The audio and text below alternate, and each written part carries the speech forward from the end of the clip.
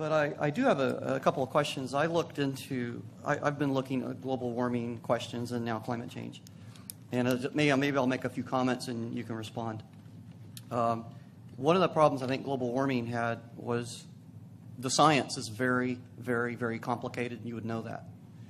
And some of the satellite data we had of the tropospheric lower stratosphere, when we started to get this data in the 80s, which is also a problem, right? Because we have like 30 years of satellite data, and the world is maybe millions of years old, and we're looking at 30 years.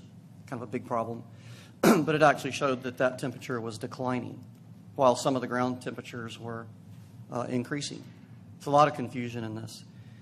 But I have a really visceral reaction against the climate change argument, for the simple reason that when you look back in time, and there have been dramatic climate changes before humanity ever existed.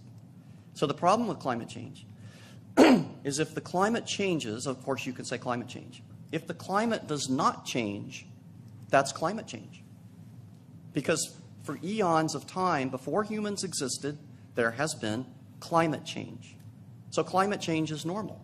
But the way the politics of this is set up is if it changes and gets hotter and drier, climate change. If it gets cooler and wetter, climate change. If there's no climate change at all, it's climate change. I see Chicken Little in this whole thing, if you think about it, because you can now say everything's climate change, and no matter what happens, it's all climate change. And the worst thing that could be done to humanity is put government bureaucrats in charge of carbon dioxide emissions or whatever it would be.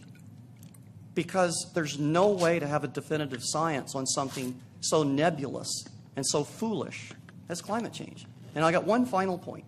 You don't have to be as smart as a fifth grader to know that what causes the climate is the sun.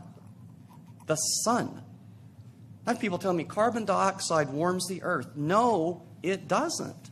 The sun warms the earth. And there is more energy in our sun than humanity can comprehend.